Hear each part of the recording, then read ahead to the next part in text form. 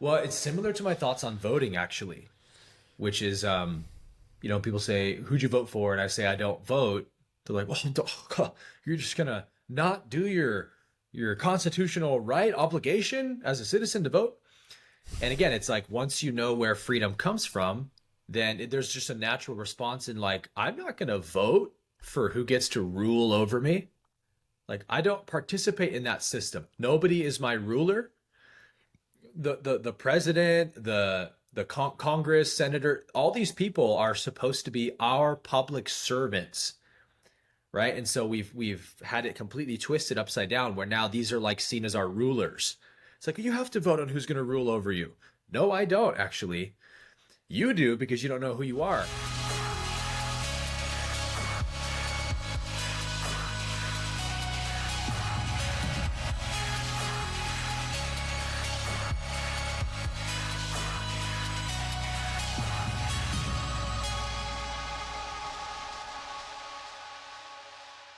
Hello, everyone. Welcome to another episode of the Gomes Crypto Show. Today, I have a very good friend of mine that we connected because of the craziness of life and the chaos that is the pandemic. His name is Aaron Abke.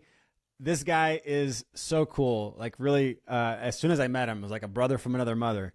Aaron helps others free their mind, empower their heart, and expand their consciousness through his courses in 4D, in 4duniversity.com. Aaron guides others through mastering your mind, mastering meditation, and overall mastering your ascension.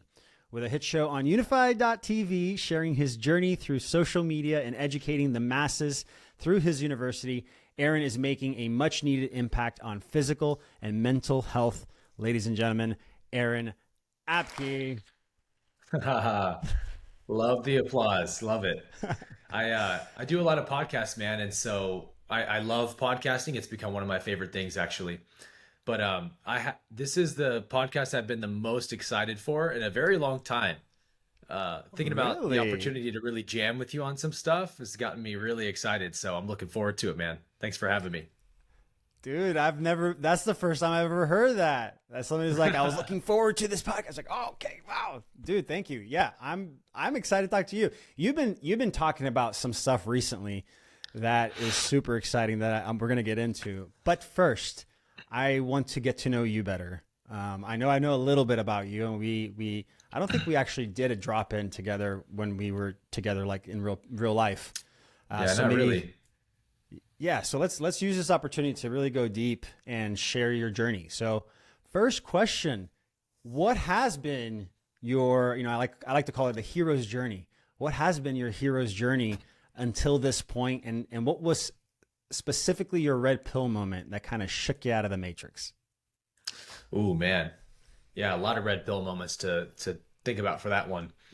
So I like the way you painted that with the hero's journey. I would say that in summary, my hero's journey has probably been the overcoming of religious fundamentalism into expanded consciousness and new thought, spirituality. I grew up as a pastor's kid, evangelical pastor's kid, and was a super devout Christian, super, as we said, on fire for Christ Christian. Oh And my that God, led you're me using to, all the. I'm getting so triggered by the word. I is that a love it. I trigger love word it. for you? Well, I grew up Pentecostal Christian, so I'm like, oh, there it is. But keep Oh, going. I see, didn't I mean to didn't cut know you you off. grew up Pentecostal. Yeah, yeah. A lot of similarities with evangelicalism and Pentecostalism. So I wanted to be a pastor like my dad and wandered down that path up to 23 years old, went to Oral Roberts University, Christian University, got my degree in music and theology, and began as a full-time worship pastor at 23 years old. And then had my first red pill moment in my life, which really, like, I'd kind of been stepping away from fundamentalism pretty hard since I was about 18.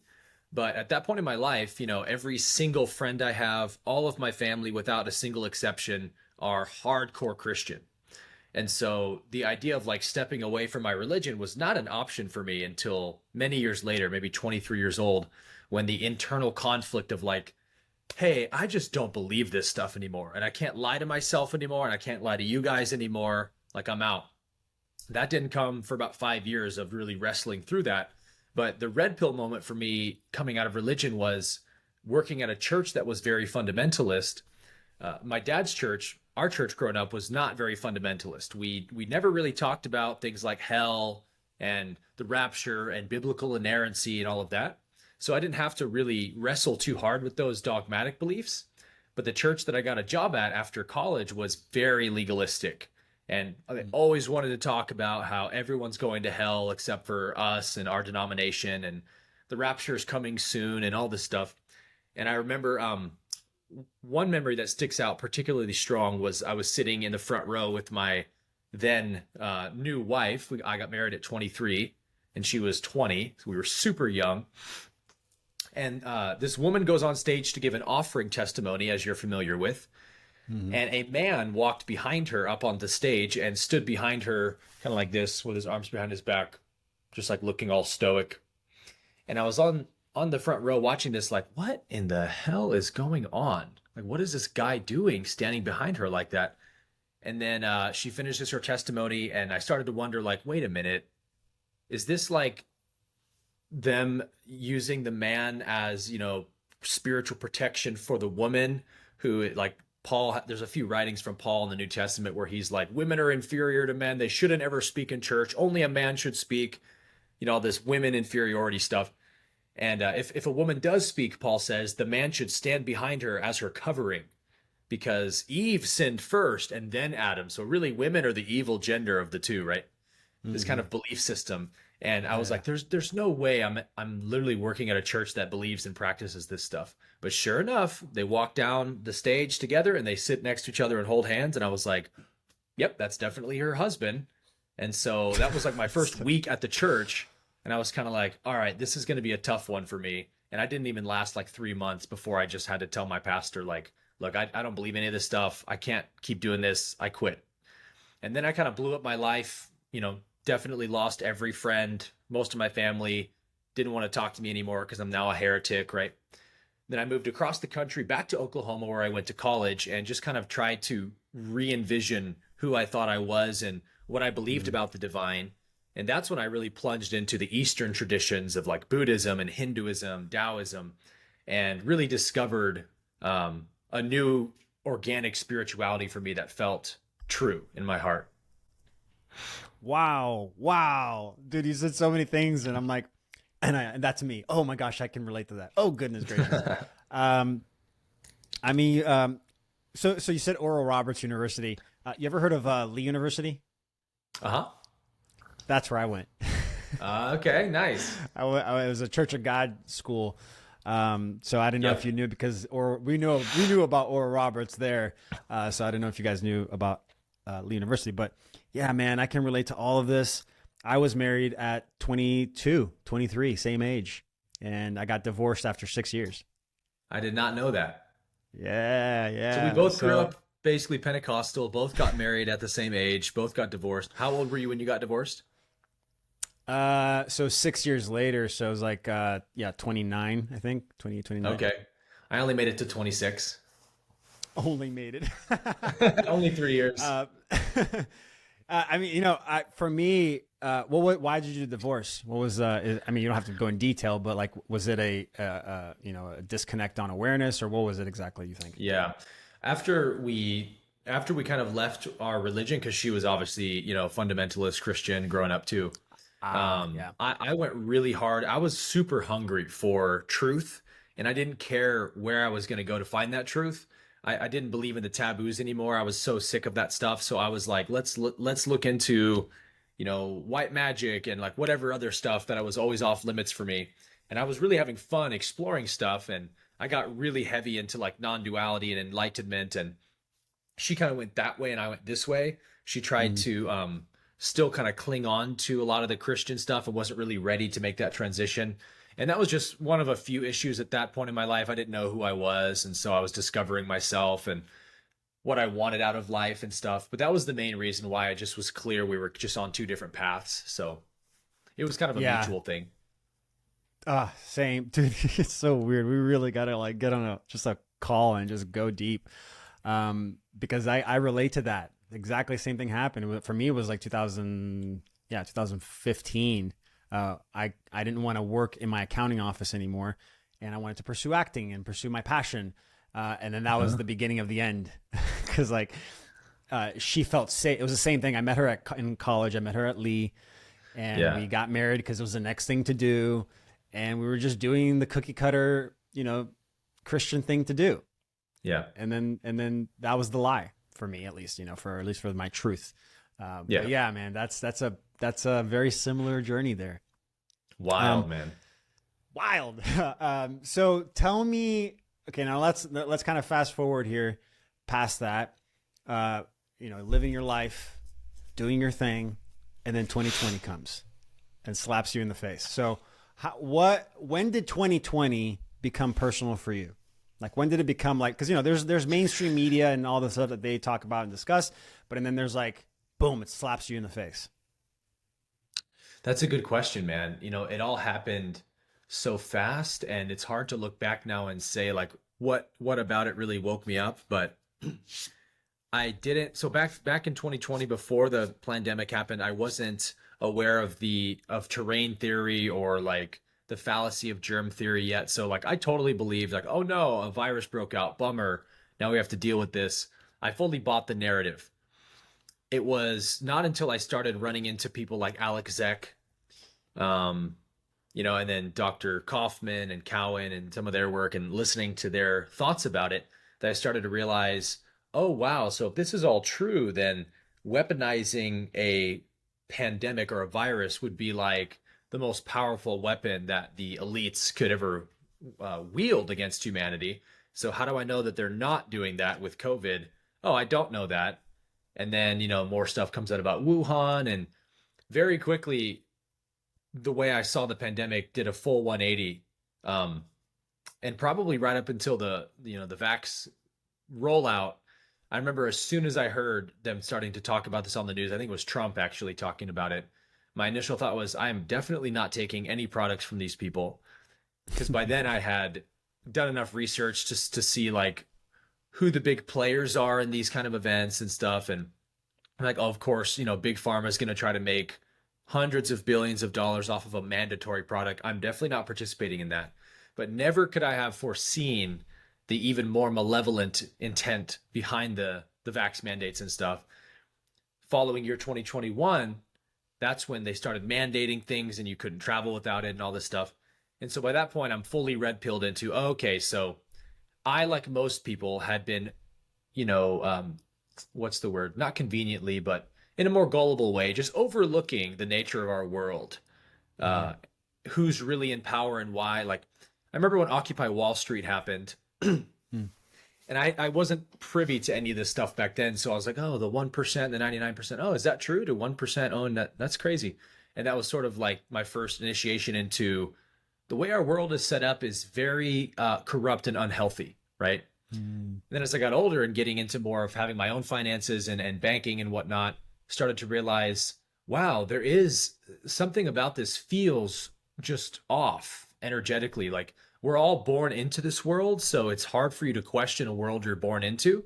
But something deep in our soul, I think, knows what's harmonious and natural and healthy and unified. And a world where 0.1% of people own 99% of the wealth is indicative of a huge planetary sickness.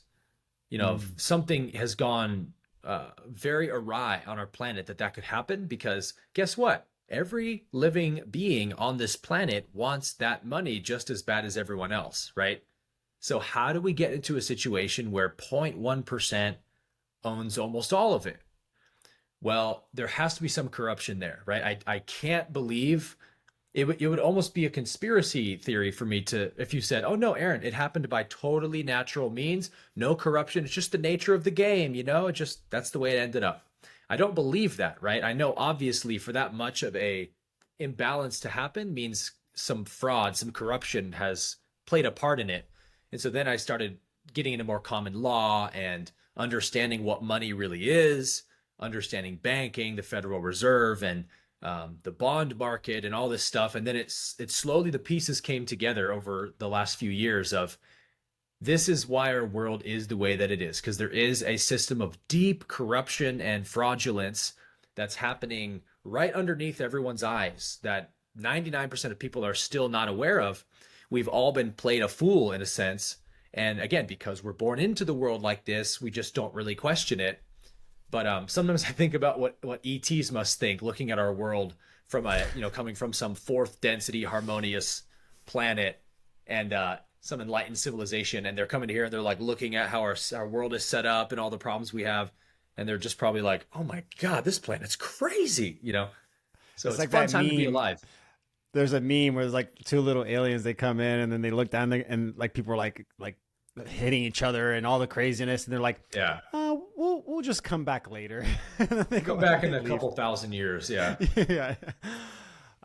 Yeah, man, that's, this is an interesting conversation that we're going to go into right now, which is this like, collective shadow or how do I connect yeah, collective dark night of the soul that yeah, we're all going through right now. I get often said to me or asked like, well, how, Otto? How can this be? That means that so many people will have to be in on it. It would have to be a coordinated effort on a global scale for this to actually be, a true conspiracy like you described. So how do they do this? I mean, hmm I believe this. I believe that it is, the 0.01% that is doing all this, a few number of people. But how the yeah, heck did they do this? yeah, So yeah. what's your thoughts? Well, that's a great question, and it's one that we do need to address when we start this conversation, because there's people who don't see the way the game is really being played, and so they'll just hear it and go, that just sounds too crazy. I can't believe that. And it's like, look, hey, nobody, absolutely nobody would want to believe this. Like, who the I agree with hell that.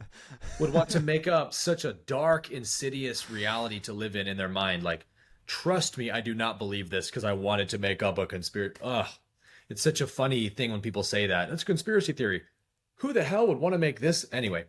So, so the way we have to address this question, I think, Otto, is to understand the way that corruption happens. Let's look at the legal system, for example, the way that, legalese, this legal language that has hijacked everything. Um, like there was never a dark cabal of Satanists sitting at a round table coming up with a plan of how do we use this language system to deceive humanity. That's just not the way it practically happens. It happens bit by bit, generation by generation. People learn how to weaponize things that can give them power. It's that simple. And so, really, the two biggest things, right, that can be weaponized by the forces of evil, we could say, are language and money. Those are Hmm. the two most powerful control weapons that the negative polarity has at its disposal. And so, just naturally, people who acquire wealth, who are selfish and greedy and want more wealth, and absolutely no one listening to this would deny that there's lots of extremely greedy people who want wealth in the world.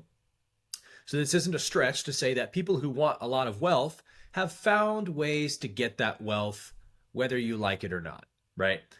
Changing the definition of words so they can be weaponized for financial benefit, for one example. Changing the way that systems work so that there's always more of the money ending up in the hands of the rich and the powerful, right? We already know that this is what they do. Well, generation after generation, going back hundreds of years to the original, Rothschilds and Rockefellers, the central banking families who set up the banking systems, like they set it up in such a way that they end up being the big winners at the end of the day. And when you use that, maybe let's say they're winning 90% of the money and the common people are getting 10%. We'll just extrapolate that out, 200 years or in really 1,000 years, if you want to go back to Europe and stuff. Like it compounds over time to where now we live in this world where every single system you can think of, from loans to credit to banking to the stock market, Wall Street, everything you can conceive of has been gradually and slowly weaponized by the elite class because they know how money works and the lower class tends not to know how money works. They've built the systems and the legal procedures and all this stuff in such a way that if you have, what's that old game we used to play as kids where you make the marble go down the thing. They've created all the funnels to go to them, right? And a tiny fraction of it goes to the common people. Go ahead. I was gonna say it's like a closed system, right? A closed system Exactly, that I even go back to, when I talk about this, I go back to like the Pennsylvania experiment, the prison experiment, where they took 10 students, or they took 20 students, 10 students became the prisoners and 10 students became the guards. And they created the whole structure. They built out like a prison-like setting. And for it was supposed to be a 6-day experiment where they would go 24/7 in that, you're the prisoner and you're the guard. And then they would go through this daily process. After like 48 hours, the prisoners were starting to emotionally become prisoners. Like they would, the stupid guards, and the guards started to be like, yeah, shut up. Like really start. And they weren't told to be aggressive or to be submissive, but it naturally just started happening in that closed system. Right. Yep. Yeah. Whenever you create any kind of power structure, it uses the human ego to a huge extent. And so the ego is going to get involved and weaponize that power structure. So it's like when you have all these elite, rich oligarchs over the generations who all want the exact same thing, which is more wealth and power, then you don't need some conspiracy, right? It's like they all want the same thing. They all run in the same circles. They do business together. And so they all just kind of know how to play the game together in such a way that we always end up with the lion's share. And, the common person, so to speak, whatever you want to call people who aren't wealthy elites, we're just busy raising kids and like trying to make sure we get our taxes in on time and buy groceries. Like we don't have time to do these things. We don't have the luxury to, because we don't have vast sums of wealth to, at our disposal. So the planet has naturally and gradually had this lopsided imbalance that we now are in the process of correcting, because those with huge sums of wealth and power have become so incredibly corrupt that we see these things like attempts at mass depopulation because of the need to, like, the larger the population on the planet is, the harder that planet is to conquer. And so they've said in so many different ways, we need to get the population down to a certain size. And it's like, what? No, we don't. Like, we just need to be fair to everyone. We have more than enough resources to take care of everyone on this planet and not pollute our planet and all this stuff. Easily we could do that. But it's because 0.1% has 99% of the resources that the 0.1% of resources that the 99 are sharing seems like scarcity. Like, hey, you guys, we need to lower your population now because there's too many of you. So it's like there's this dystopian reality we live in now because that imbalance has gotten so drastic that it's now beginning to correct. And it corrects through awareness, right? Public awareness of people like you and I and our listeners waking up to the real nature of the world we live in, the real agenda behind the curtain that's happening on the public stage, so to speak. We see it in politics, we see it on the news, we see it everywhere now. So it's like it can't be denied or ignored anymore, which is a very good thing, right? Because like we said a minute ago, the world got this way because we had the luxury of ignoring it for so long. And if you ignore a wound long enough and it keeps festering, eventually it's going to get to the point where you can't ignore that wound anymore. And that's where we are. Yes. It becomes septic at that point, and, right. and then you're in trouble. This is so interesting because like, what is it that is really happening here when it comes to, like because nobody's forcing anybody, right? Nobody's trying to force you to do anything. It's all just like through implication or through this. We're all most people are just consenting to it. So right. What is exactly happening? You talk about 3D, 4D, 5D, and I was looking through your 4duniversity.com there, and I saw, you help with ascension, right? You help to master ascension. Mm-hmm. What does that mean in relation to what's happening right now? Are people being forced to ascend? Is there this, are we all being met with opportunities and some are choosing to do it, some are not? I mean, and also what does it mean to be in 3D, 4D, 5D practically? Yeah. What are we talking about here? So, Yeah, great questions. To your first question are we being forced to ascend? Undoubtedly, yes. Don't think that's even a question. Now, who begins the real ascension journey in this lifetime and who doesn't, I think just depends on, if you want to call it the age of the soul or whatever, but there's clearly a difference in the level of spiritual intelligence everyone has. And that, to me, that's another term synonymous with awareness. Awareness is spiritual intelligence. How aware are you of what's happening in reality around you? For a long time, there was things happening right in front of my face I just couldn't see. I didn't quite have the vision, the awareness to really see them yet. So some people just don't have the awareness needed to really see the game that's being played. And so those forces we've talked about, use them like little pawns on their chessboard, right? They could just point them, the enemy's over there, the enemy's over there. And they're just going to run whatever direction they're pointed at because they're not quite aware enough, empowered enough yet to see, hey, the enemy's the one telling us what to do, right? Not where they're pointing us. So like, there's no judgment in wherever anyone's at, but I think the vast majority of humanity is waking up and is being forced to wake up through these challenges on our planet. To me, what it means to ascend is to become aware of who we are as spiritual beings. And that's how we actually find and establish freedom and sovereignty and self-empowerment, is that we understand that freedom comes from within, right? Freedom is an inner state of self-knowledge that you understand nobody gives me my freedom. My freedom is not derived from a government or a municipal body or anything, or even a law system, right? My freedom is inherent to my being because I'm a divine creation of God. So that's the vision our founding fathers wanted to set up our Constitution as, set up our country as, that our rights are inalienable from us because we are endowed with them by our Creator. That was a big step forward, right? To say it's not from the king or the queen or the government, it's from God alone. Mm-hmm. And just by the virtue that I exist, I am a free being and no one can tell me what to do. So law is actually very simple to me. Freedom is very simple. It is exactly what they asked Jesus in Matthew 6, I think, when it says one of the teachers of the law comes to Jesus and says, "Teacher, tell me, what is the greatest commandment of all?" And he was trying to trap Jesus. And Jesus says, there are two. The first is love the Lord your God with all your heart, soul, mind, and strength. The second is like it, love your neighbor as yourself. And then Jesus says, on these two commandments are all the law and prophets fulfilled. So that's all law is. Love your neighbor as yourself, right? Do no harm. If you do that, if you live by that rule, that commandment, you will never violate the law. But you say, well, Aaron, but 62% of all people in prison are there for non-violent crimes where there was no injured party.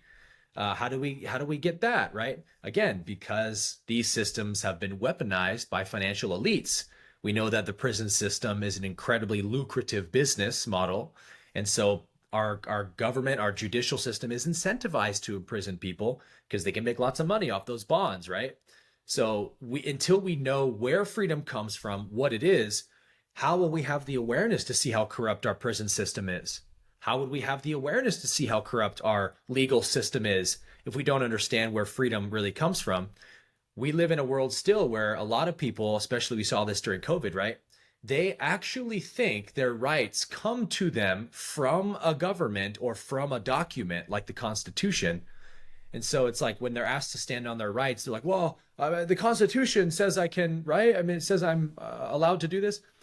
No, man, like you're a free divine being because you are a child of God. That's it. That's all you need to know. So if someone forcing something on you or is telling you what to do, the reason that feels wrong for you on the inside is not because it violates your constitutional rights.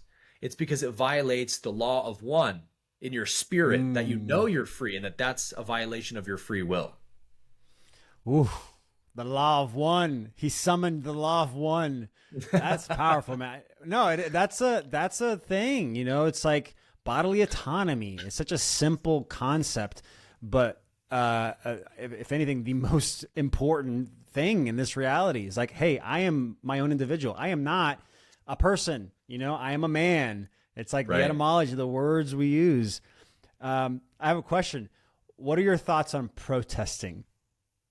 Oh, great question. Well, it's similar to my thoughts on voting, actually, which is, people say, who'd you vote for? And I say, I don't vote. They're like, well, you're just gonna not do your constitutional right obligation as a citizen to vote. And again, it's like, once you know where freedom comes from, then there's just a natural response in like, I'm not gonna vote for who gets to rule over me. Like, I don't participate in that system. Nobody is my ruler. The president, the Congress, senator, all these people are supposed to be our public servants, right? And so we've had it completely twisted upside down, where now these are like seen as our rulers. It's like, you have to vote on who's going to rule over you. No, I don't actually. You do, because you don't know who you are. So Mm. similarly with protesting, it's like, when what you fight, you strengthen, right? We've all heard this.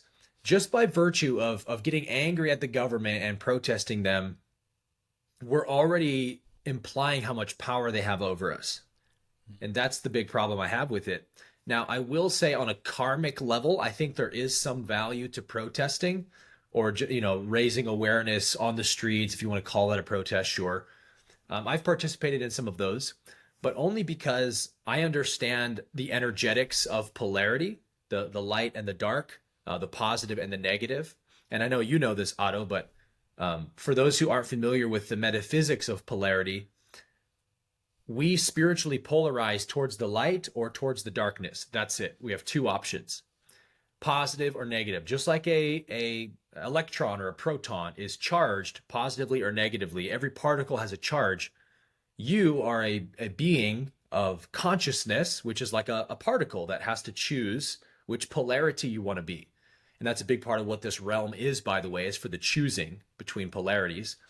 But on the positive path, we polarize spiritually. We become more positive, more full of light, by honoring and protecting free will, by serving others and working for the highest good of all, because all is one. That's the positive polarity, oneness. The negative polarity polarizes more negative. Can you guess? By infringing on free will, right? By capturing, controlling, manipulating people's free will, you become more negatively polarized, because your view of the universe is one of separation versus oneness. So they're exact opposites of one another. A rich, wealthy oligarch, Bill Gates or something, who wants to take over the planet and is doing all these things we see in the news every day, is doing so. Why? Because he doesn't feel like he's one with all of humanity. He feels like these are a bunch of useless eaters taking up his planet, and they need to be under his power because they're stupid and don't know what's good for them, and he does. It's separation consciousness, right? Mm-hmm. So here's a big part of how karma works on the negative polarity, is that the negative path can't polarize or gain power by just stealing free will openly. Mm-hmm. Meaning, I can't just come up to someone, bind him in handcuffs, throw him in a prison cell, and say, now I'm more powerful. I'm not more powerful. I have to have a conversation with this person and persuade them through trickery and deceit and flowery language that they should serve me. Because if you serve me, I'll make you powerful. And then there's a spiritually contractual relationship now, where there's a servant and a master kind of thing. That's how the negative path gains power. So that's why the forces of darkness in our world that are doing all of these things, the climate change agendas, ESG, and all of that, they're trying to trick us into consenting to it by couching it in virtue, right? Oh, if you want to Mm. save the planet, you'll vote for all of our Green New Deal stuff, and if you want to be loving to your neighbor, you'll wear this mask, take this injection, lock yourself down, you'll do all the stuff we're telling you to do because you want to be a good person, right? And if you fall for that trick, then you've given them power, right? So they actually have gained power freely by tricking you into giving them your free will. So a big part of this is that the negative path always has to slightly subliminally show you what they're doing. They can't just completely deceive you, right? I've heard this example somewhere. If I have an Apple stand selling apples and I say, come eat these healthy organic apples, but they're actually poisonous, and then someone eats my apple and dies, I just committed murder. Mm. But if I put on the sign, eat these delicious poisonous apples, wink face or whatever, and some guy's like, oh, obviously they're not really poisonous, so let me eat one. And he eats it, and then he dies. Technically, according to the law of karma, he just committed suicide, right? Because I told him it was poisonous. I was very deceitful about it. I wasn't honest about it. But, you could say that I told him. So that's how the negative path works. It's still deception, but they have to show their hand a little bit every so often. And so if you start paying attention to these things, you'll start seeing the ways that they show their hand and show their cards a bit. And that's how the light can take this planet back, is by standing on the truth, letting the truth speak for itself. Like, once we understand who we are, we don't have to fight these people. We understand all of the truth is on our side. Truth and righteousness is on our side. So we don't need to fight you, because we transcend you just by virtue of knowing the truth, because you're based in illusions. You're based in deceit and in separation, which has no power in and of itself. It has to steal power, right? Once we understand the real game on a spiritual level, on an energetic level, then we will not have this need to protest anymore, because we know that we have the power. The power is in unity. But we're still at this phase where humanity doesn't quite see that yet. And so it feels like the best thing we can do is to protest. And I think to a karmic degree, there's some benefit in that, because what that says is, at least it says, hey, we don't consent to what you're making us do. We're still giving you power and fighting you, but at least we're saying no in some way. And that actually shifts the karmic load back onto the negative polarity, which is a good thing. Yeah, no, wow. That's, I never actually thought about it in that specific way, where I guess if you are aware of the actions you're doing, and you're like, okay, I'm going to do these actions, I'm going to be intentional with these actions, then you can just do anything at that point, right? You're not just being reactive to something. You're like intentionally doing. So even protesting, that's interesting, can be a positive if you intentionally do it with the right mindset. Yeah. Let's go one layer deeper here into all of this. So, what is it? How do we practically explain? Because I have an example that I usually give to my students, just to kind of air out that specific, disconnect from the current legal system to the lawful system. Mm-hmm. I say, okay, think of the word world. Okay. And then think of the word earth. And then I say, okay, now describe world. And then they start describing earth. Right. And That's then good. So right off the bat, I'm like, there it is. You're describing world, or you're describing earth, because they start to describe a globe, or like, oh, I'm standing on the world. We're all in this together. There's all these little new, phrases or ways to describe world that is actually describing earth. So right there is already the deceit in how we perceive reality. So again, I guess my question would be, how do you describe what is your elevator pitch when it comes to helping someone having that awareness, to kind of like get a little bit of a shock, because it's a process. Like, I had to go through a process myself to really feel it in my body, the difference. But so what's your approach? Yeah, that is a good question. It's definitely different for each person I have this conversation with, which is a lot of people lately, which is really cool. When we talked about how these things happen slowly over time, I think it's helpful to explain some of those things, to give people, like, if you can get them to really understand and like bite down on just one or two major concepts, like how money has been corrupted or something, then once they see that that's possible with one thing, they're open to seeing that can be possible with everything, with every other system of society and whatnot. So like, when we talk about the legal system, I'll usually just begin by saying, okay, so for example, were you aware that every single, what you think of as a federal organization or institution, from courts to banks to police stations to the federal government itself, are you aware that all of these entities, without exception, are actually private, for-profit commercial businesses with a Dun and Bradstreet number that you can look up. And almost everyone goes, no, I wasn't aware of that. Say, okay, so there's an example of how the legal system has hijacked our country, because basically there's three jurisdictions of law, mainly speaking. I like to use the system of land, air, and sea because it just works. In the Bible, God says, go into the earth and take dominion over her. Take dominion over the land, air, and the sea, right? Air is the highest jurisdiction of law, which is called ecclesiastical law or trust law, establishing trusts and trust relationships. The second jurisdiction is land, which is what we call common law, which is like status, property, and equity. And then the third jurisdiction of law is water, which is admiralty maritime law, also known as contract law or commercial law. And that's pretty obvious to see, right? Because water has been the main form of doing business and contracts for thousands and thousands of years of human history. We travel by boat to trade goods with one another and do business. And there's a whole system of like, okay, when you get off the boat, you have the contract ready, you give it to the dock tender, and they, and then you do business like that. So water jurisdiction represents contract law or commercial law. Now, it's the lowest form of law in terms of its jurisdiction, but because of the nature of signing a contract, it can also become the most powerful form of law if used in a certain way. Meaning, if you get into a contract with someone, that contract becomes the whole governing law system of whatever that contract entails. So like, it doesn't matter if a contract violates your rights under common law. If you agreed to enter a contract with someone and you signed your name on it saying, yeah, you can own my rights to my car and my house or whatever, common law can't save you at that point because you entered a contract. So you're going to need to use contract law to get out of it, right? Mm-hmm.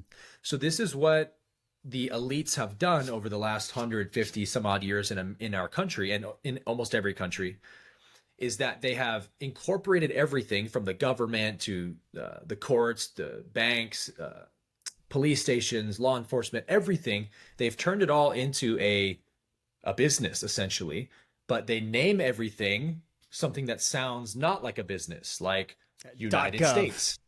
Yeah, or .gov, like IRS, Federal Reserve Bank. Like, it all sounds like federal and stuff, which is, again, is the way that the negative polarity tricks you into giving your power. Well, I got this thing in the mail from the IRS. They're from the government, right? So I have to do whatever they say.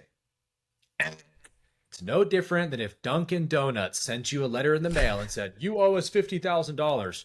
You'd be like, go fly a kite, bro. I don't owe you anything. So that's the introduction I'll usually use to give people an idea of just how deep the rabbit hole goes. Like, we literally actually live in a kind of matrix that's pulled right before our eyes that we're just used to because we've been in this matrix our whole life. And although we've always smelt something was fishy, right? Like, something about this world just feels wrong and unfair. But what is it exactly? Well, when you understand what real law is versus the legal system we have in place, it answers all those questions. You're like, oh, suddenly all of life makes sense of why things look and feel so corrupt and so unfair. Now I actually get it. And that's a very empowering moment for people. Wow, this is, yes, wow, that was a really good breakdown that I'm going to probably use myself. But yeah, man, that's exactly what it is. That when we can start to embody where we are on the hierarchy, it's all about that hierarchy, the law hierarchy, contract law. Okay, cool. That's where I need to focus on and disconnect from, so then I can go, re-embody the rest. Right. I don't know if you know this detail. You know Robert Michael, right, from House of Marcus? Yeah, good friends. Yes. So I'm a proud I went member to of House of Marcus. Yeah, me too. All right. If you guys are listening, you want to be part of House of Marcus, totally recommend. It's $33 a month. Yeah, highly recommend. It's a great community of people that are not only just discussing this nonstop, but they're doing it. Yeah, doing it. Actually doing it. But I wanted to pull this up. So I went to his event that he had in Lakeside, Arizona in August. I almost went to that. Yeah, it was great. It was really great. Yeah, he was so good in his presentation. It was his first time doing it, so it was really interesting to be there. But he mentioned geodetic benchmarks. Okay, so geodetic benchmarks, it's these markers that there's like thousands of them all over the US, and they're usually up in high elevation, like above 5,000 feet, up to 8,000 feet. Oh yeah. And on these markers, it's like there's Chinese writing on it to officiate it. You know, there's like an official words and stuff, but it's in Chinese. And then right in the middle, it says sea level 0. Mind blowing. So that's been there since the 1930s, where that's when Chinese started buying up the national parks. He also said that. I don't know, but I haven't done that research, but man, if that's true, if that is true, there it is. It's these geodetic markers that essentially put us all under the ocean. Underwater. Right? Underwater. So wanted to mention that. I thought that was a really interesting point there. That blew my mind. Yeah, for sure. So what does to you, how would you describe, with everything that you've just described, this lack of awareness to the systems? You know, I've been back and forth for a long time when it came to capitalism. And I was like going into an alignment with mainstream media. It's like, yeah, forget capitalism. Like, let's go back to bartering or something different. You know, but slowly, little by little, over the last like 2 or 3 years, just seeing everything happen, I was like, no, capitalism is not bad. It's not capitalism that's bad. It's something else. You know, there's something else here. So yeah, what does toxic capitalism mean to you? Well, that's a great question. You could almost say capitalism that is weaponized is what we could consider toxic capitalism. Well, let's go back to what you said a minute ago about how everyone is consenting to this stuff. That's true objectively, but relatively speaking, nobody would really consent to all of this if they really knew what was going on, right? What was really being done to them and what was really happening and who it was really benefiting. Absolutely no one would consent to this system we have. It's because they don't fully know and understand what's actually happening. And that's one of the 4 major rules of contract law is full disclosure. So right there on one of the 4 maxims of contract law, full open disclosure. You can't get anyone into a contract that you're tricking them into and not telling them the full details. And there has to be full open and honest disclosure about here's exactly what's in this contract, what it says, what it implies, what it's going to do. Do you consent? And then you sign your name. We've all been duped into signing these contracts since the birth certificate that we were not given full disclosure about. We didn't understand what was really going on. And so we consented, sure, but it's still fraud and it's still unfair and it's still wrong, right? So now it has to be about raising awareness of getting full disclosure of, hey, do you know what it means to be a U.S. citizen? You think you want to be a U.S. citizen until you know what it really means. And guess what? They've never told you what it really means. So this is one of the ways, if we want to just breeze over this in a short conversation, this is one of the other ways that the system has been inverted on us, is that when the country was founded, there was only one kind of status in the country, which was called a state national. Because United States of America was initially just a bunch of states who said, hey, let's just be a union and work with each other. But they're like different countries and stuff, right?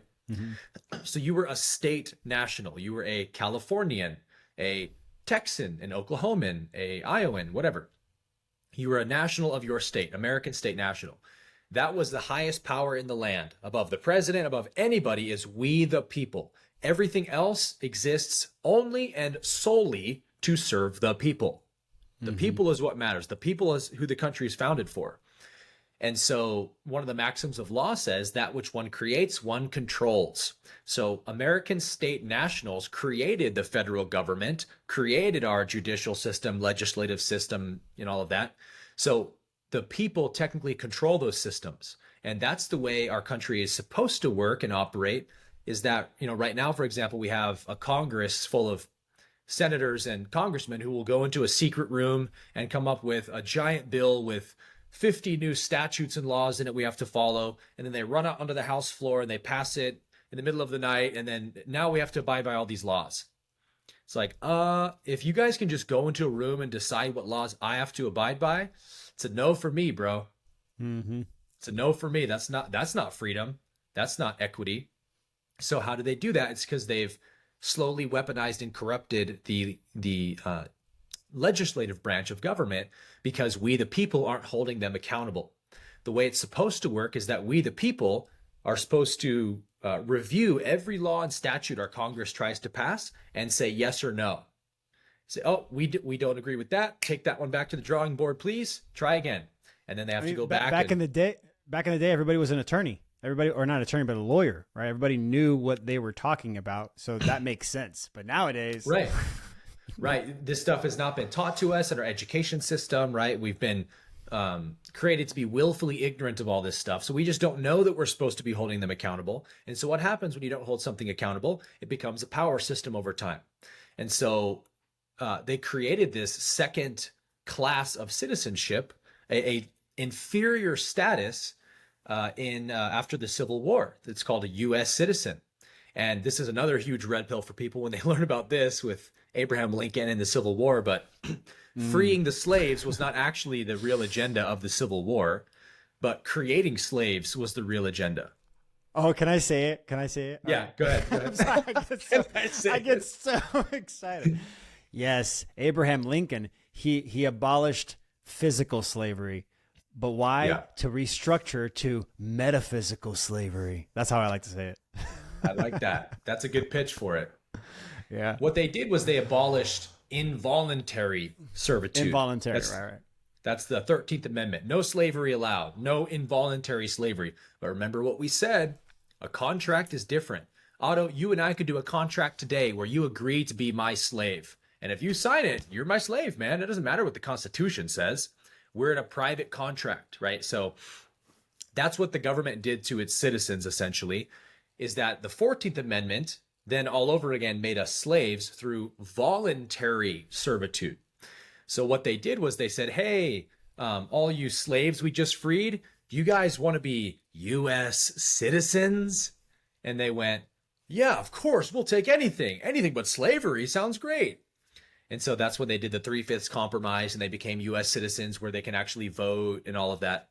Well, all that they did was create through that Civil War a new citizenship called U.S. citizen.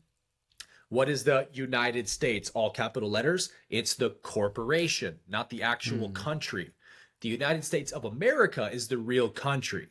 The all capitals United States is a private, for-profit, commercial business posing as the federal government. And because we all think they are a federal government and we treat them like they are, they can pretend to be one, right? We're cooperating with it and we don't realize it. So that which one creates, one controls. So American nationals created the government, so they control the government. But if the government makes a corporation and then creates a citizenship, and then we say, hey, we'll be your citizens, now they control us. They flip the script. I've never heard it explained in this way. I've listened to Robert Micro over and over, and this is the first time that I've seen that layering of like nice. who owns what. Wow, you kind of blew my mind a little bit there. Keep going. Sorry. Well, so like look at the word citizen. The word CITI, I believe in Latin, means municipal. And then Zen, Z-E-N, means a servant of or a servant. So the word citizen literally means municipal servant. So you are a municipal servant of the United States Corporation. So you're basically saying, I'm your employee. So now, as a U.S. citizen, you do have to follow all their bylaws and statutes and whatnot. Okay, sorry, I didn't mean to cut you off, but no, go ahead. This actually leads into my next question, which is going to be about taxes. So my understanding is taxes is how you're describing it totally makes sense now. It's like the dots are connecting for me. That my understanding is that only employees of that corporation are supposed to be paying the taxes, right? So if we are the citizens of the corporation, we're an employee. And it's funny because it's all about etymology. They're using the words person, people on the documents, but when you look back to the original use of them, then you go, oh, okay, wait, there's more here. It's not just me as the individual physical, but this title that I agreed to being a part of it. Right. Yeah, a person is a legal fiction, a corporation, a business. Like those are also persons under legalese, under Right. legal terminology. What's funny, Otto, is I was in Puerto Rico about 2 weeks ago over New Year's for on a cruise that I went on, and we're walking around Puerto Rico, beautiful country, just having a great time. And then I walked past Internal Revenue Service, and it was just another reminder Is of that where they like, are? That's where it's at, right? Where it's registered, yes, like bro, the private. Yeah. the IRS is That's stationed in so Puerto funny. Rico. So That's so bananas. this will help people understand this even greater. Remember how we said the United States, whenever you see that in all capitals, is a corporation, not the actual country. We could say, for all intents and purposes, the actual country, United States of America, has sort of been abandoned because it was these people made a corporation using its name and then just started operating there. It's like if Dunkin' Donuts started being our government, we just let them be and just let them do whatever they want. They don't actually have any real power or authority over us that we don't give to them because they're just a business like McDonald's or something. But our country has been hijacked by this corporation called United States. And so when we talk about territories like Hawaii, Puerto Rico, I think Alaska also, these are not actually states, but territories that the United States corporation went and captured and said, this is part of our business now, our corporation. And that's why the IRS can't be stationed in the United States of America in one of the 50 states because what they're Oh. doing is racketeering, right? It's unlawful. It's against our constitution. It's involuntary servitude to force a population to pay money. That's slavery. If you're forced to pay money, you're a slave. So they can't be stationed in the United States of America. They have to be stationed out of our country. And so they do that by capturing somewhere like Puerto Rico, making it a territory of the United States, and then they station IRS there. So we still think it's a governmental thing, right? Because we think, well, it's part of the United States. No, Wow. it's not. It's all a corporation posing as the United States of America.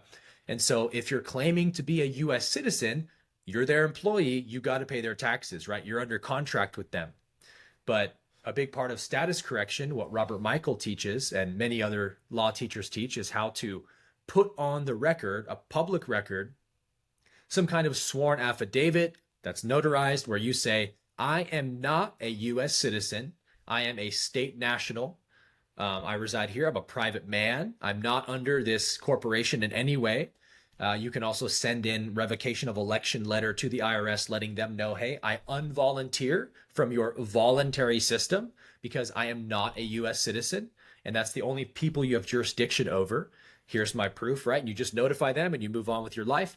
And then if they ever do contact you and say, hey, you owe us money, the first thing is that the IRS can't just take money from your bank account. They always have to notify you because why? They have to get you under contract. Yeah, So if you you got to fill say out, yes. you got Yeah. to say yes in some way. So if you fill out any IRS form, you're signing a contract with them. If you even if you try to fight them, you're still claiming they have some jurisdiction over you. The way that I learned from Robert Michael is to basically say, hey, not really sure who you are, but I see you have a Dun and Bradstreet number here, which is your business number. So if we have a business contract where I've agreed to pay you money, I'll gladly pay any debts I lawfully owe. But here's my proof of record on the public land records that I'm not a US citizen, that I'm an American state national. And so I don't believe we have any contracts. And as far as I've ever heard from anyone who's done this or taught this, they'll never bother you again because they don't want to risk taking someone like you to court who can blow the lid off their fraudulent game that they're playing and And then it creates expose a them precedent. It's a and precedent. start They a don't want to precedent. create a precedent. Exactly. They got 330 million other idiots who think that they are supposed to pay taxes that they can go harass for money. They're just going to say, all right, we won't bother you. You don't bother us. We're good. So we're going to get to a point, Otto, where enough people like you and I are leaving the system and not paying taxes and stuff that they're going to be forced to change their approach, right? They can't afford to keep leaving us alone anymore. And so I don't know what that's going to look like, but it's going to be exciting when it happens because that's when everything's going to really spiral out of If control. Oh, it feels like we're almost there. We might be. You're seeing. I never would could have imagined that on mainstream media, Fox News, I'd see them talking about abolishing the IRS, or the Republicans creating a bill around abolishing the IRS. For sure, it's not going to go through, but the fact that it's being talked about and the conversation is circulating, that is a good thing. Did you know that Reagan in 1984, he did this thing called the Grace Commission, and it was an investigation into the flow of money into the IRS. They found that literally just said 0% of your money is going to infrastructure or pretty much anything you believe that is going to maintenance. It's actually it's like 1/3 of it was basically destroyed because it was improperly stored. 1/3 of it went back into its own system to pay the employees, and then 1/3 of it got siphoned into like a bunch of different other things that had to do with employees their income, their money that they get. But it's all it all went back to the employees of that government to keep the government. It's like, what are we doing? Feeding into a system that is feeding itself. It's not actually going and feeding the people. Well, we used to say, you got to pay your taxes because you got to support your country, and how are the roads going to get built? And it's like, no. The government doesn't actually build the roads and stuff. Like, the government doesn't do anything. They just hire contractors to do it, right? So it's still happening in the private anyways.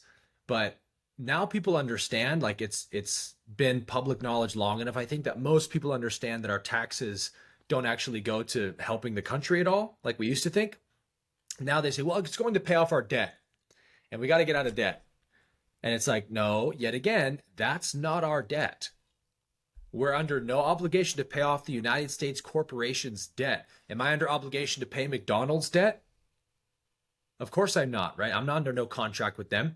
When the country was founded after the Revolutionary War, we were in debt like $21 million to England, ironically enough, because I'm not exactly sure how that happened, but we couldn't pay them. I was like, there's probably a whole conspiracy there, but we couldn't pay them. We didn't have the money. So the Federal Reserve bankers, the banking elites, the Rothschilds, Rockefellers, Morgans, Carnegies, they came to the government and said, hey, we see you're in a little predicament. You need a big loan to pay off. So luckily for you, we're very rich and wealthy. We can gladly take care of that loan for you.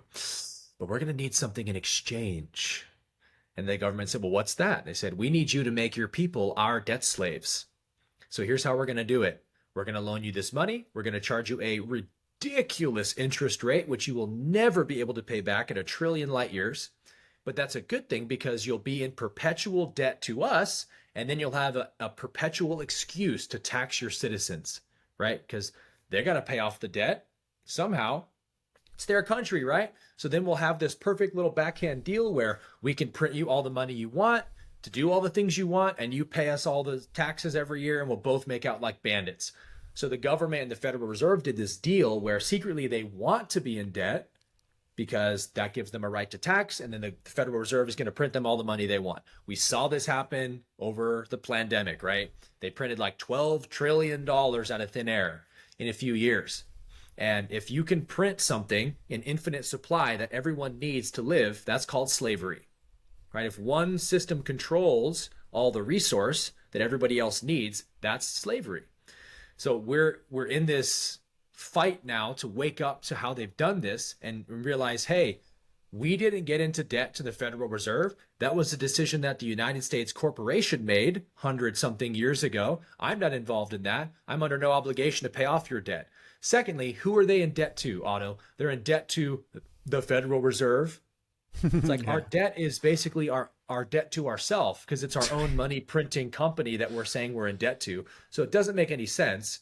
The $21 million the feds loaned United States all those years ago has been paid off thousands of times over from taxes every year.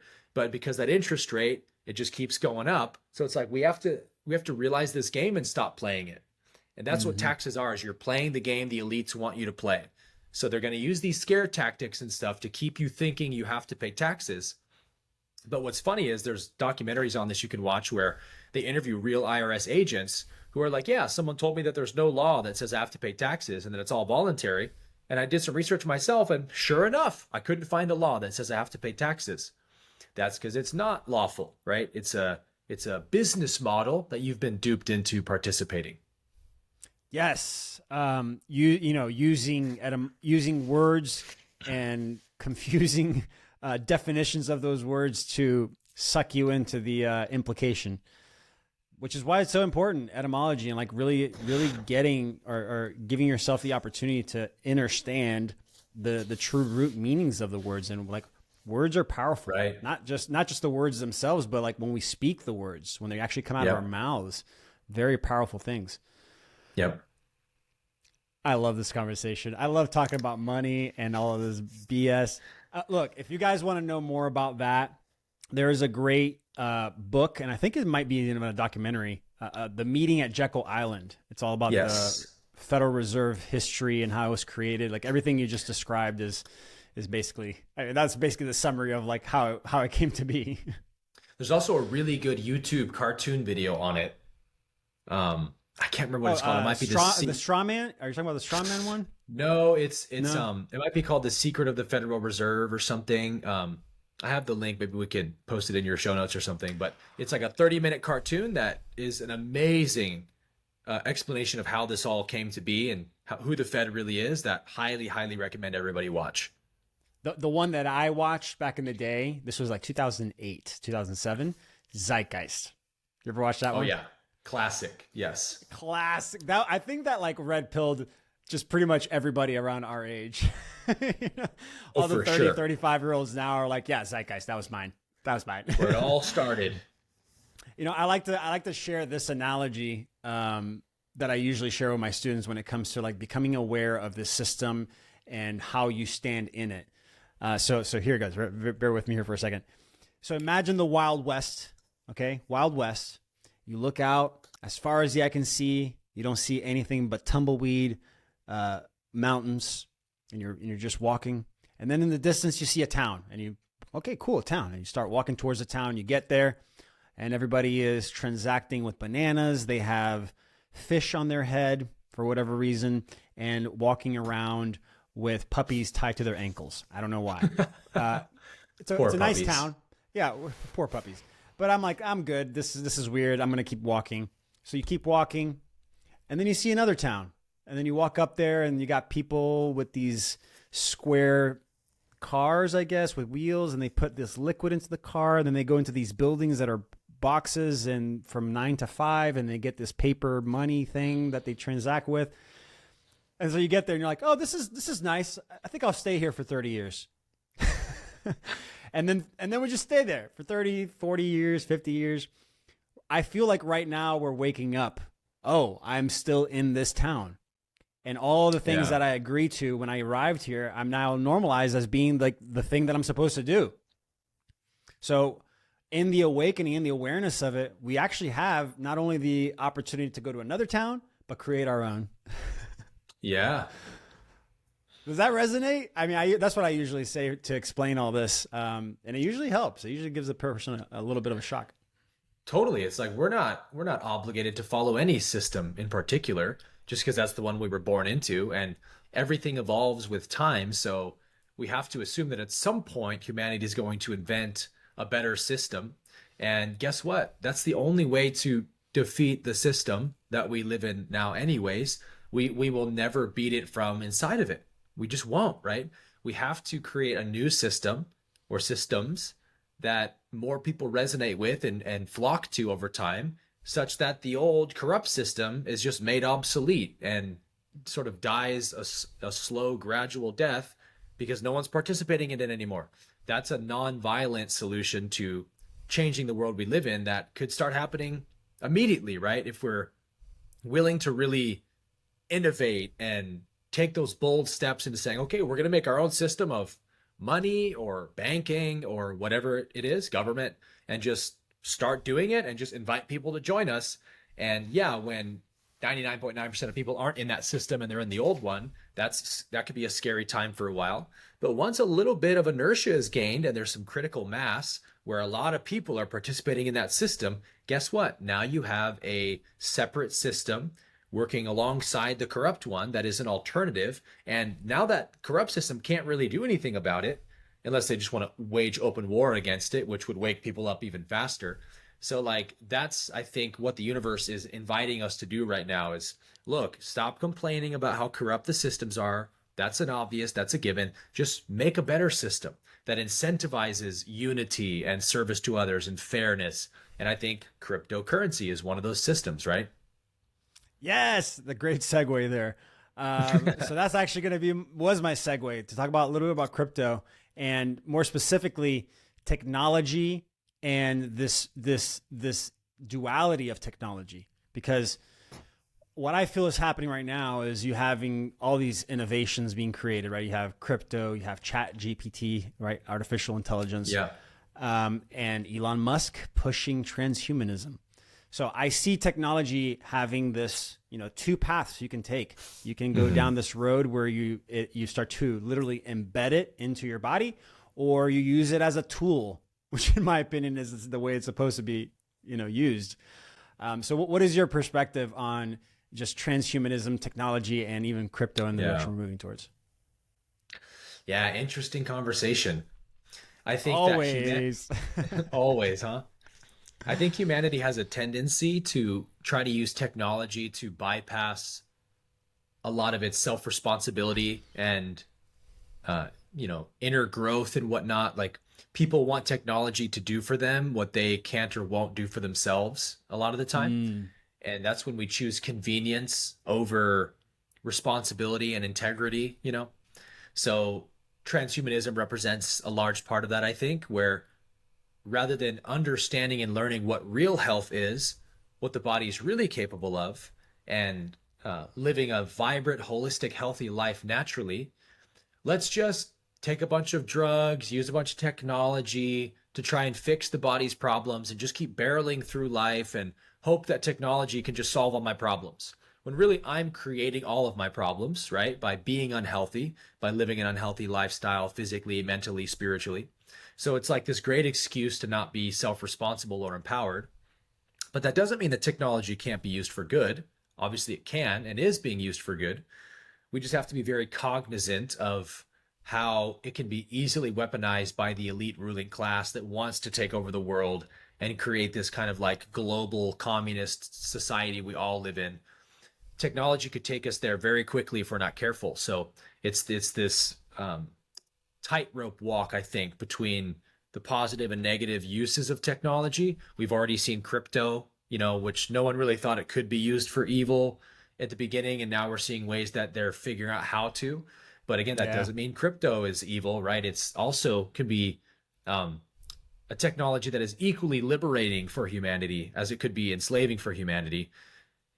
The way we use technology will always reflect our state of consciousness.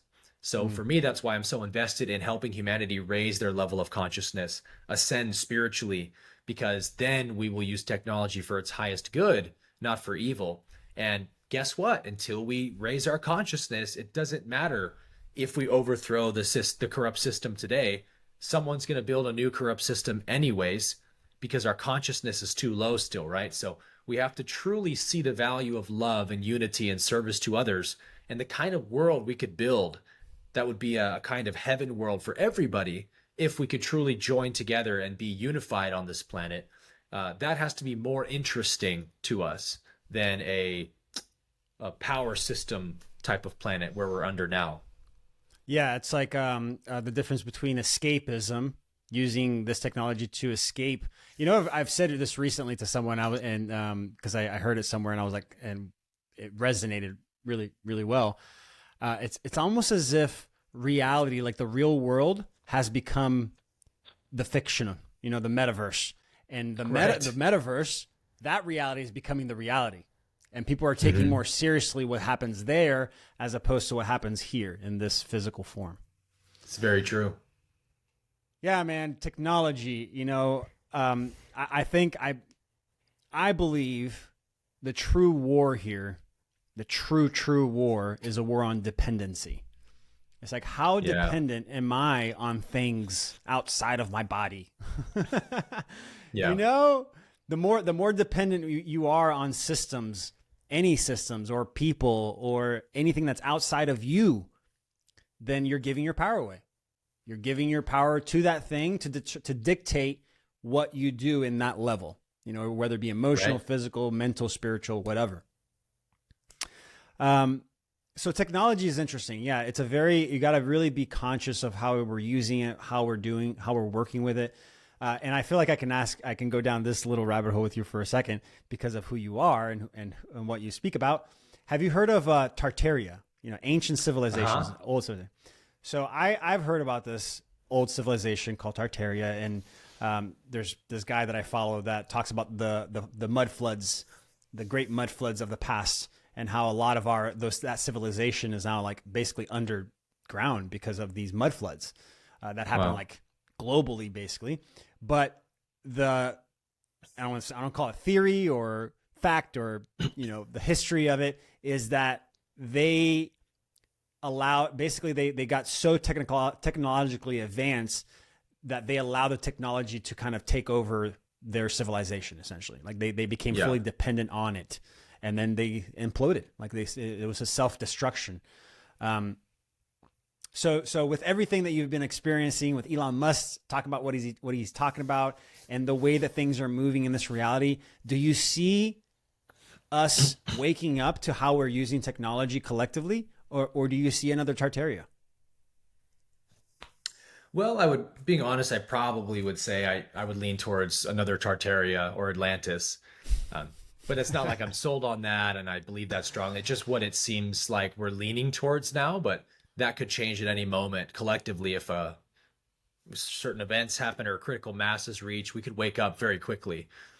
I think that all civilizations kind of fall under two metrics, which I would just call IQ versus SQ, or we Mm, could say mind and heart, in that the ratio between IQ and SQ as a civilization evolves shouldn't ever get too unbalanced one way or the other, because the more unbalanced it becomes one way or the other, the more that a civilization collapse is likely. So SQ represents spiritual intelligence, IQ intellectual intelligence. So SQ is like a measure of the heart. How connected are we to our planet, to one another, to what's morally right from a heart-centered perspective? And maybe we can build these technologies, but should we? Is that moral? Is that helpful to humanity? These are things that a society like ours with really high IQ and really low SQ never even blink at or consider, right? When as soon as a new technology comes about, there's hardly even a gasp spent considering whether we should or shouldn't do it. It's like, well, we can do it, so we're going to. Boom. yeah, And yeah. then we have one more thing that can be weaponized, right, and used against us. So that's what probably happened to Atlantis, to Tartaria. And, on the other flip side, civilizations that are highly spiritual and philosophical, but don't develop technologically, maybe you could say like Native Americans or something, they can tend to be wiped out by global cataclysms, by natural disasters or invaders, right? Because they just can't defend themselves the same. So we do have to strike a balance of both, where our technology can't so surpass our morality that it actually consumes us in the end.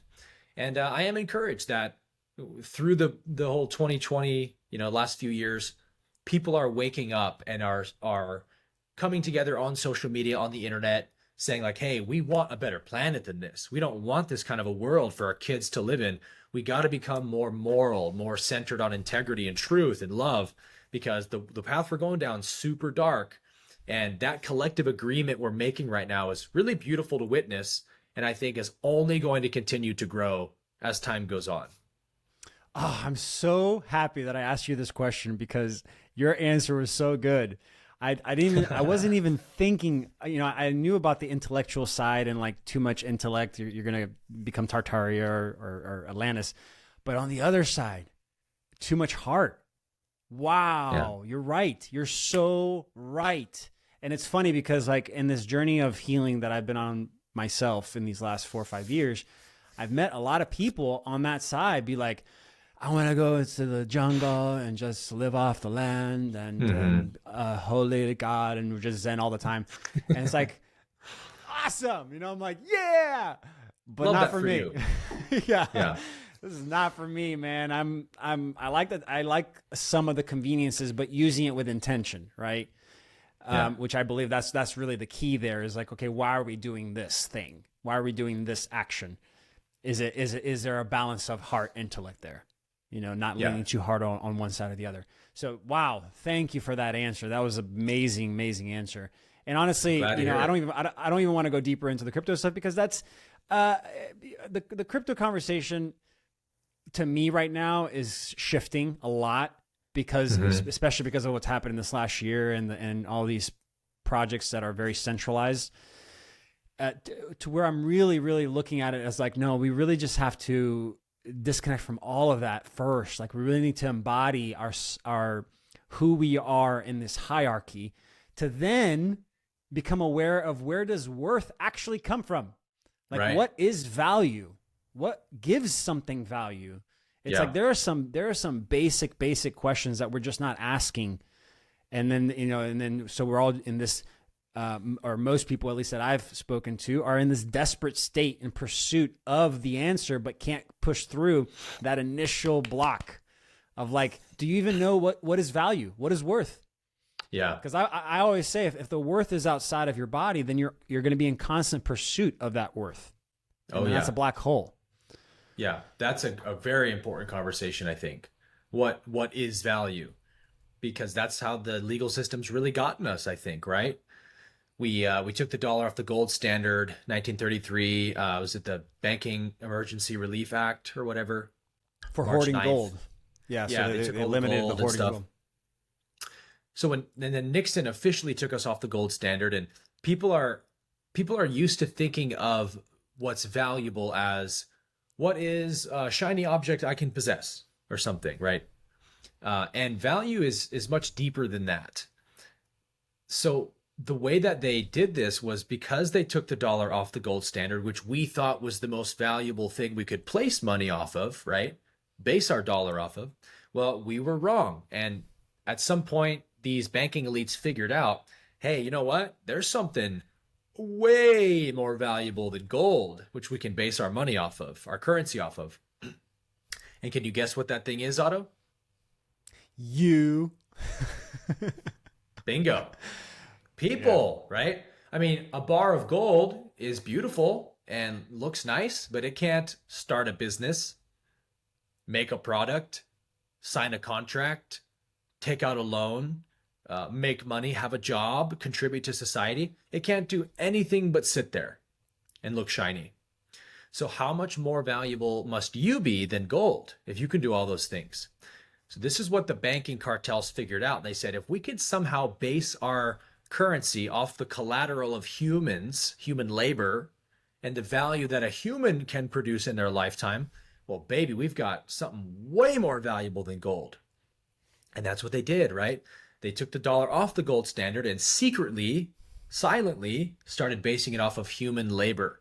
So that's when the birth certificate thing started happening, where they said, hey, every person who's born, we're going to assign them a dollar value from birth based on, the minimum amount of value that that person will produce in their whole life.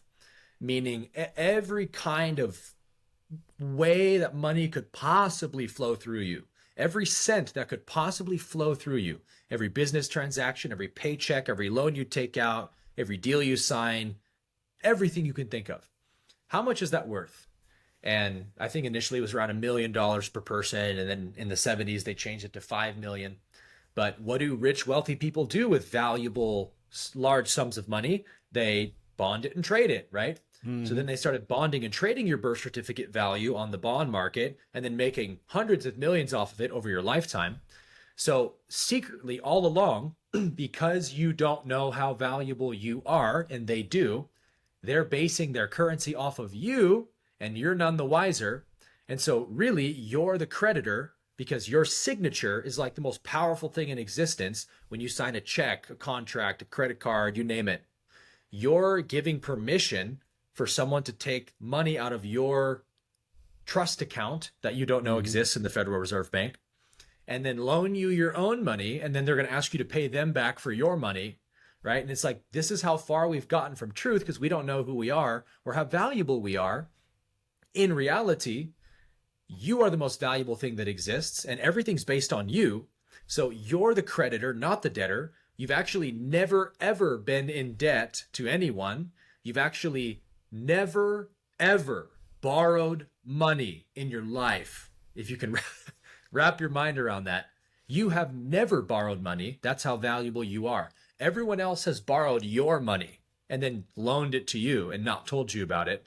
And so once we start realizing this, we realize, oh, they're basing their whole system off of us because we're so valuable. And this is where crypto comes in, Otto, where people will say, well, I mean, at least the dollar was based off of gold.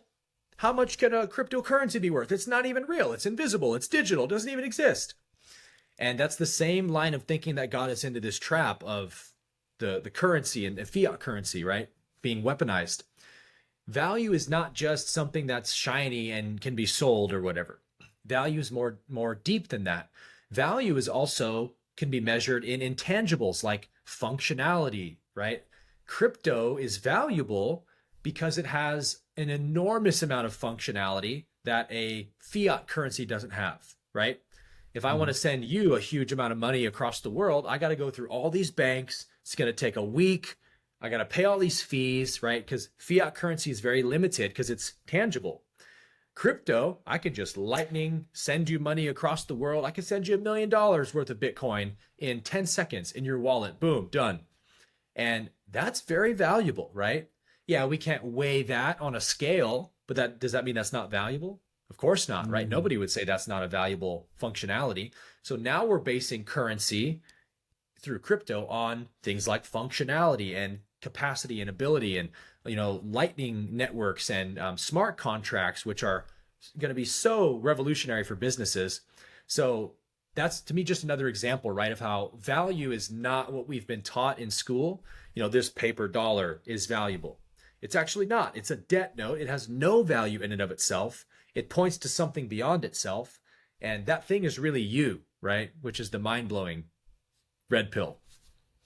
Yeah, it was Robert Michael that told me, like, okay, when you go to the bank and you ask for money as a loan, as soon as you sign it, you're actually giving them the authority to print the new money and then give it back to you with interest, or give it back to you with charging interest. Yep. So yeah, the worth, the value comes from us. We are, if anything, we're complacent. We're helping, we're supporting these systems by using it, by feeding into it. So it's really just it's that as a person that can just be, or no, I'm sorry, as a man, that can just be in this reality. There is energy coming out of me nonstop. There's creative flow, creative energy coming out of me. So the thing that I interact with in this reality is going to start being worth something. Period. Exactly, bro. Well said. There you go. You're the eternal creditor. Yeah, no, I love this. I love this conversation. I love the depths of this, and it can go so much deeper. It can go so much deeper. Yeah, we can go way deeper. But I don't. I know. We're ready to be here for 90 minutes. Yeah, that's a whole other podcast for sure, just on that topic. This one was specific because I wanted to know you and what you know and who you are.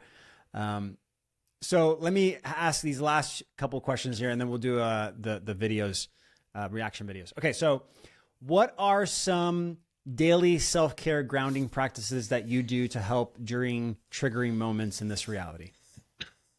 Oh, I love that. So do you mean like in a moment where I am triggered, what do I do in those moments, or just like a daily routine kind of thing? Both. I mean, does one support the other? And yeah, what do you, I really want to know, what do you do in those moments for sure? Yeah. Well, yeah, one definitely supports the other, and that would be meditation. Meditate twice a day, first thing in the morning and then in the evening sometime. And I'll do breath work plus 20 to 30 minutes of like deep meditation just to start my day off in stillness and presence and mindfulness. Can't recommend it enough. I think if everybody began their day just taking some time to be still with themselves, we'd be living in a whole different world, right? So that's number one for me. But in terms of like, what do I do when I'm triggered? Well, this is really, what I love teaching about in my courses and whatnot. Uh, Depending on whether it's a physical trigger in the body, an emotion, or a mental trigger, meaning a thought or a belief system is operating. There might be different ways that I approach it, but really it's gotten more and more simple for me over the years, Otto, which is that everything has to come back to love, because love is the only energy in the universe that can actually heal something or transmute something. And so if I'm not able to just meet myself wherever I am, in whatever moment, if I'm angry, if I just embarrassed myself, whatever it is, and just love myself in that moment and be okay with what is and accept what is, I've come to find, the longer I've practiced this, that that's all we ever need, is to be in full acceptance of who we are, that we are on a journey. We are not supposed to be at absolute perfection in every way possible. Like, we're here to enjoy the journey of self-actualization. And part of that journey is, can you forgive yourself for your flaws and mistakes? And can you envision a higher version of yourself and fall in love with that version of you and strive towards it? That's what makes life meaningful and worth living, and makes the spiritual journey one that is enjoyable and happy. So self-love for me is the ultimate, like, in the moment practice that anybody could adopt. I love that. I say this with my partner, with my girlfriend. I would say this often, like, you can always say anything you want with love. You can say whatever you want with love. So That's a great point. if there's an energy that comes in and it gets reaction, you can still say what you want. You should say what you want, but you can say it with love. So yeah, I love that. I love that. Go back to love. Fall to love. Make that your default. Yes. Love is always the best and most intelligent decision you could make in any moment. I love that. Love that. I love that. Okay, so last question here before we go into this last thing here. You have a few minutes. You're in front of millions of people. What do you leave these millions of people with in those few minutes?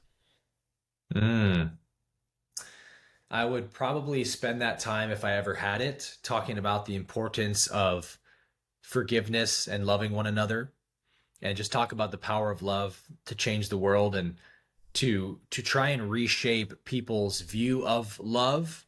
Because humanity, when we hear the word love, we still think of it as what I would call specialness. Specialness is not love. Love is something unconditional, eternal, and unchanging. It's something inherent in everyone. And the vast majority, if not all, of humanity's problems ultimately come from the fact that we don't know how to love one another. We don't know how to love ourselves. And forgiveness, to me, is sort of the prime mover, or the prime demonstration of someone who's living from love. When you can not hold someone's actions against them, but you can see the highest good in them and want for them exactly what you want for yourself, such that you can forgive them for their mistakes or their trespasses against you. That is how we create a beautiful, happy, united world that benefits everyone. And right now, the world we're living in, as you know, is so polarized, so full of strife. And is it getting us anywhere good? Is it getting us any closer to a world we all want to live in? Absolutely not. So to me, love, forgiveness is the ultimate demonstration of self-empowerment, of truly true power and true strength. And I think if people saw love like that, everybody would want to practice forgiveness and self-love. It's only that they think forgiveness is this act of disempowerment, right? That makes it uninteresting or unappealing. And so a lot of what I do in the world is through teaching this text, A Course in Miracles, which is all about forgiveness and the power of forgiveness, and just trying to reshape humanity's understanding of love and forgiveness. Love that. Yes. Yes. Guys, if you're listening to this and you want to learn more about love and ascension and meditation and expanding your mind, Aaron Abke can teach you. Go to it's 4duniversity.com, right? 4duniversity.com. Yes. or find him on Instagram, Aaron Abke. That's ABKE, and it's Aaron. Aaron. Aaron Abke on Instagram. Brother, thank you so much, man. This was so good. The conversation was so good. It was so good. And I know there's more. Man. I know there's so many more layers, especially because we didn't even touch on our past, really, like our how we align with the church and marriage, and just like I would love to just dive deep into that with you and know your perspective on that. Anytime, brother. Yes. But before we finish, I have this little segment that I include now into my podcast. So if you're listening, you're probably just going to hear the audio, and that's okay. But you definitely want to watch the YouTube version of this because there's some funny stuff here. All right, here we go. The College of Psychologists, a bunch of people put in power by the government basically, is threatening to take my dad's psychology license because he's been criticizing the government. He's getting investigated because of tweets he's tweeted, personal tweets, opinions, things he said on Joe Rogan. They're requiring him to do media retraining that he pays $225 an hour for an unspecified amount of time. And then at the end of that training, they decide whether or not he's learned anything and whether he can continue being a psychologist. I'm not entirely sure what to do here other than tell people about what's going on, but maybe complaining back at them is appropriate. You can go to the link, I'm going to link it below, and you can enter in a complaint about the college itself and the people running it because they're bullying and harassing my family. So I don't know where the protection there is. It's a serious war out there. It's crazy, and we could use some help here. So that's for Jordan Peterson. And essentially, I think this is pretty big because he is just talking his opinion. He's just sharing his opinion on Twitter and saying what he disagrees with. And now you have these centralized systems that license you. It's like, it's a medical system that licenses people, saying, hey, we're going to take it away because you disagree with us. So what is your perspective on this? Yeah, look at there it is again, just another kind of outsourcing of our power to some system that can then be used against us. These are just basic lessons we're learning now, right? That we have to stop being dependent on really anything outside of us, but especially these corporate systems that have run the world for so long. We got to make our own systems and or just be self-dependent, self-responsible. And I really liked Jordan's response to this, the little clip that I saw where he said, I'm definitely not doing that, first of all. But second of all, I don't need them. I don't need their credentials. I don't care about their representation, so they can have it. And it's like, that's the attitude of empowerment, right? Now they have no power over you if you don't want what they have. And it's funny because he said, if anything, I'm worried about the guy that's going to do it. He's going to be retrained. Right. Yeah, 100%. Yeah. Awesome. Okay, here's the next video here. Introducing Ectolife, the world's first artificial womb facility, powered entirely by renewable energy. Ectolife allows infertile couple to conceive a baby and become the true biological parents of their own offspring. It's a perfect solution for women who had their uterus surgically removed due to cancer or other complications. With Ectolife, premature births and C-sections will be a thing of the past. Ectolife is designed to help countries that are suffering from severe population decline, including Japan, Bulgaria, South Korea, and many others. The facility features 75 highly equipped labs. Each state-of-the-art lab can accommodate up to 400 growth pods or artificial wombs. Every pod is designed to replicate the exact conditions that exist inside the mother's uterus. A single building can incubate up to 30,000 lab-grown babies per year. Ectolife allows your baby to develop in an infection-free environment. The pods are made of materials that prevent germs from sticking to their surfaces. Every growth pod features sensors that can monitor. All right, it just starts getting weird now because then it just reminds me. It reminds me of the Matrix, And okay, well, Uh-huh. give your perspective on this, because to me it's like, oh, we're building the batteries. Here they are. Yeah, so many of these new innovation videos we see, like what was the one with the wall they wanted to build in the middle of the desert in Oh, Saudi Arabia or whatever. The the line, line. yeah. They all look like clips straight out of a 1990s sci-fi movie, don't they? Some dystopian sci-fi future, and it's like, oh, now we're actually trying to do this stuff. Obviously, tons and tons of red flags there, but what strikes me the most is just again the way that Western medicine and Western society looks at the body and health in general.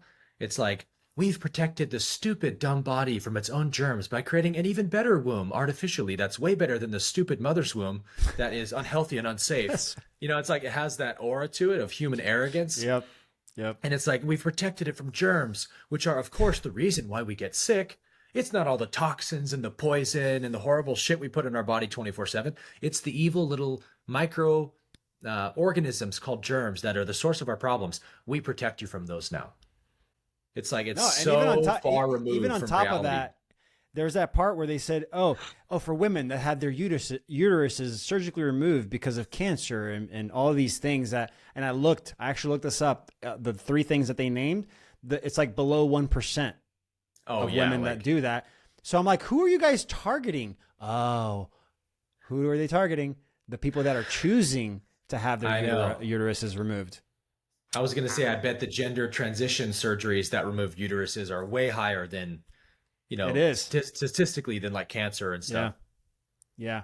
So yeah, this goes back to, Tartaria and so Orwellian, man. Yeah. Like what are we doing with technology here, guys? Yep. And then the last one here, this is a little bit more fun and maybe even mind blowing too, because it was to me when I saw it. All right, here we go. This one. The prequels to Terminator is the prequels to the beginning of the Matrix. Sarah Connor is actually Neo's mother. So JC, John Connor's Jesus Christ, grows up to be Neo, one and the same in the Matrix. The Matrix is in the future. The Terminator is the past. It's time travel, past, present, and future time travel. It's the second coming of the Christ, the evolutions of consciousness, man versus the machine. Terminator is the prequels to... What do you think? Because that blew my mind. Interesting. She's the writer. She's the writer of The Matrix and The Terminator. Oh, the Terminator and Matrix had the same writer? Yeah, it's the same writer. Oh, I had no idea. Me neither. I know. She's like, wow. Well, actually, this is how it is. And then she's breaking it down for you, man. She's letting you know. It's like, no, this is the past, the future. It has to do with Jesus and the coming of Christ. I mean, it's all connected. It makes perfect sense. To me, The Matrix was a documentary. I don't know how it was to you, but to me, like looking 100%. Back now, I'm like, wow. That movie has red pilled me no less than 3 times in my life. First, it was with religion. I watched The Matrix when I was like 20, and I saw it through the lens of like, religion is the Matrix that that I have to escape. And then later it was through common law, and the legal system is the Matrix and stuff. And then it was like the cabal and the planetary, like whether you believe in extraterrestrial influence and stuff. Like there's another Matrix behind that. That movie has been a huge catalyst for consciousness expansion. Yeah, man. I think movies in general. I grew up watching movies, so that I'll say, at least for me, it was definitely more of a learning tool, because I think I recognized like, okay, this is fiction, and I think for myself too, because I wanted to be an actor. I watched it with that mindset. I'm like, okay, these are actors, they're doing their thing. So I was really more looking on the techniques and the way that they were presenting the information, as well as the information itself. So I never felt like I was like, I don't know, getting sucked into the fiction of it. Does that make sense? Like I could almost just be an observer of it, really, instead of like getting sucked in emotionally. Yeah. I've actually done a video on the Matrix being an analogy for the human ego. That your ego is like the agents in the Matrix that don't want you to break out, is like, that's your ego to you. It doesn't want you to be spiritually liberated.